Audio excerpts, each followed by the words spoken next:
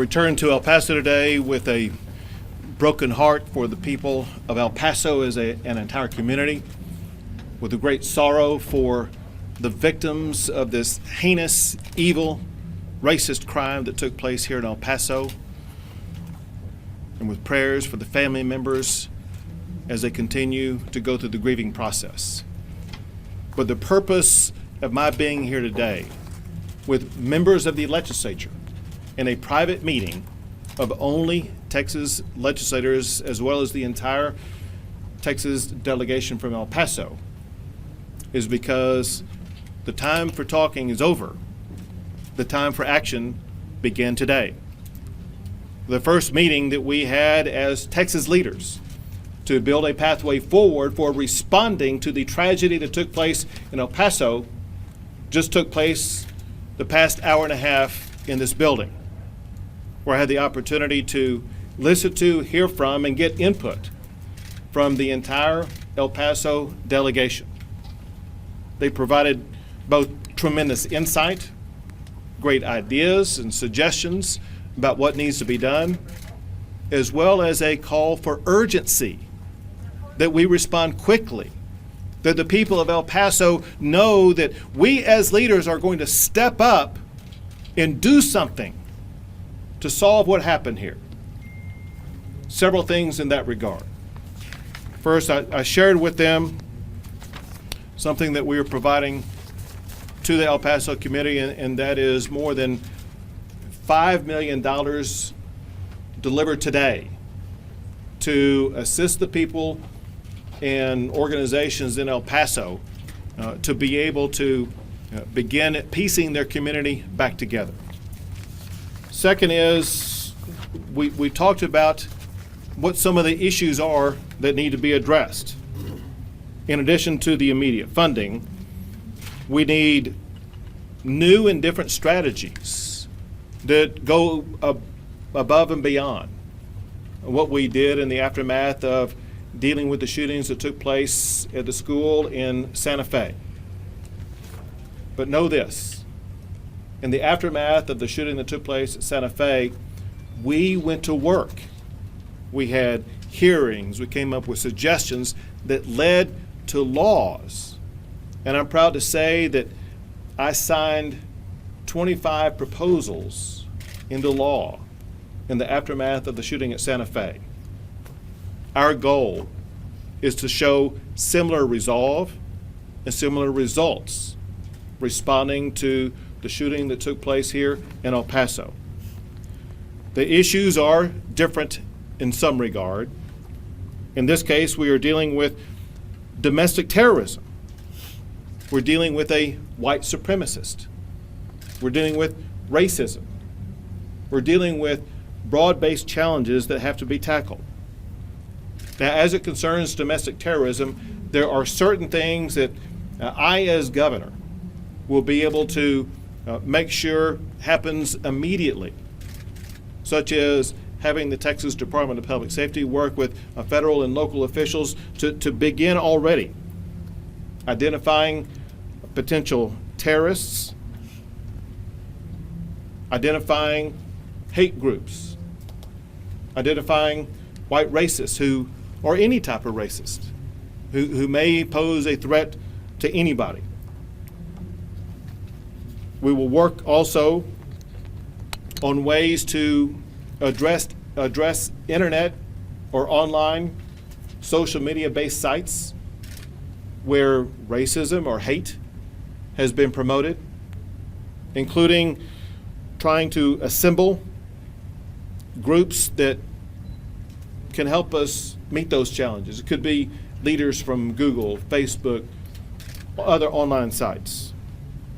We need to work on ways to ban things like what I'll pronounce as 8chan, the site where the killer here in El Paso posted his manifesto. We need to look on broader-based issues as a state and as a people to reduce racism and hate in this state, to tamp down the rhetoric, to promote more unity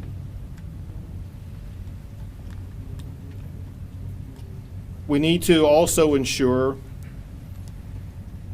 that guns are not in the hands of deranged killers, like the man who committed this heinous crime here in El Paso, while also at the same time ensuring that constitutional rights are not going to be violated. The bottom line is that there's much to be done, and there's a need for speed. I will be announcing soon organized roundtables to begin this process. We want to let the immediate grieving process in El Paso finish, and I hope to begin the roundtables. I said I hope to begin. We will begin the roundtables this month, probably as soon as the week after next. But we need to do some organizing to make sure that we will be able to meet that timetable. These roundtables, one will take place in Austin, but we also want at least one to take place here in El Paso. These will be roundtables with experts in all of these challenging fields. Experts who have dealt with these issues before, who can give us advice on laws that can be proposed, on executive action that I can take, on things that we can do immediately to make the El Paso community safer, but candidly to make all Texans safer. Our job is to keep Texans safe. If we take that job seriously, we will act swiftly and aggressively to achieve it. With that, I'll take a few questions. Governor, you're the most popular politician in the state, and we've had these open roundtables before after Santa Fe, but some of the proposals that were given by those roundtables, like red flag laws, which some of the legislators here have proposed, were I think, not liked by activists, and they pushed back on that. So given that, how much political capital are you willing to exert to ensure that some of the proposals that are given by these roundtables are pushed? Because you are the most popular politician in the state. Our goal is to do everything we can to make sure a crime like this doesn't happen again. Understanding this, and that is, we, the people of Texas, have been victimized by several mass shootings. It must be stopped. In this particular instance, according to the information I have to date, there were no red flags about this particular shooter. We want to identify ways that we would be able to root out this shooter.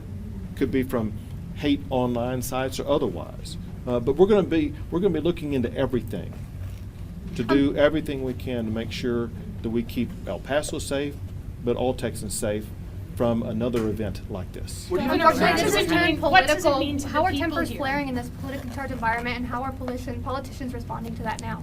You know what? I got to tell you, elected officials in Texas are different. We face challenges, and we unite in the face of challenges. We saw that after the shooting at Santa Fe. We saw it after what happened with Hurricane Harvey, and we're seeing the same thing here in El Paso. These members of the El Paso delegation, they care so much about their community, but also they care about the state of Texas, and they want to achieve results.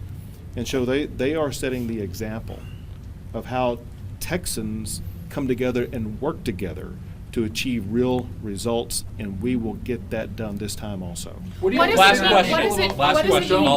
it mean? I'm sorry. What does it mean to people here that the president has come? We've heard about this anti-Trump rally that's going on, but have you heard from people who want him to be here, who are encouraged that he's here? Well, I'm sure there are people who want him here, people who may not want him here. That's just kind of the nature of the situation. I think it emphasizes that this is an issue at the national level. So you'll know I've had conversations both with the president and the vice president for them to reaffirm their commitment to assisting Texas in responding to this challenge. And we look forward to taking them up on whatever resources they can provide to us to better help us deal with this catastrophe and to piece back together the lives and the community of the people of El Paso. And how do Thank you you. Thank you all I'm very- sorry, thank we you all gotta very go. much. We gotta go.